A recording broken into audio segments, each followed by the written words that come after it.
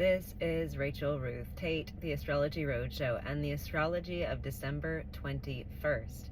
Happy winter solstice, everyone. This is, by light duration, the shortest day of the year in the Northern Hemisphere. And from this point forward, the length of the solar day, or the length of the sort of light, or the amount of light within the day, will only increase.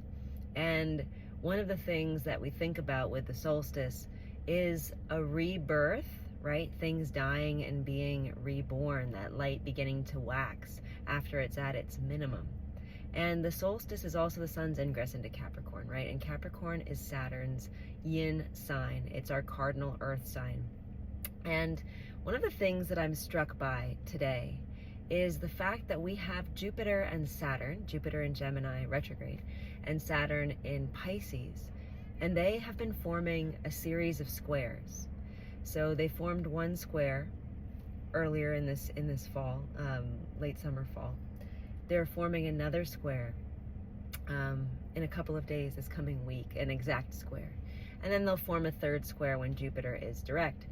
All that is to say that this pattern of squares references back to December of 2019 and January of 2020. We had that Jupiter-Saturn conjunction. And when Jupiter and Saturn conjoin, they begin a cycle. And we're at the quarter turn point, the quarter point, the waxing quarter, if you will, in this cycle after it's reset. And there's something about whatever we initiated or established or resolved at that point, whatever new cycle began, it is being tried and tested right now. And there are some things in the Gemini and Pisces sectors that just aren't working. They require resolution. And this upcoming January, Aquarius season, is, and remember, that's where Jupiter and Saturn conjoined, was there in Aquarius. So that season will help us to really develop and solve, right? This is Aquarius season. The sun will be in that very place where they conjoined. And we will be receiving a lot of other transits. January has an insane number of highlights. Totally different energy than this sort of grinding, slow, not sleepy, but just almost like this December, we're sort of wading through molasses in a certain way. And it's not going to be that way. But this Capricorn season is ruled by it's ruled by Saturn, right? Capricorn is Saturn's sign, who's ruled by Jupiter. And we have this flavor of the Jupiter-Saturn square that's happening. So whatever's not been working, you're going to feel that in your energy this Capricorn season. And likely you're already feeling it at this moment. I know after my travels and after some sort of aha moments, some Pisces, Gemini, internal realizations which provoke external thoughts and external processing, Gemini, that I'm deeply meditating upon. And with meditation, it's a very Pisces thing, but it begets Gemini things. Deep in meditation, you have realizations, which then you can express, and express them in the way that betters your life, or that resolves whatever is dynamic or tense.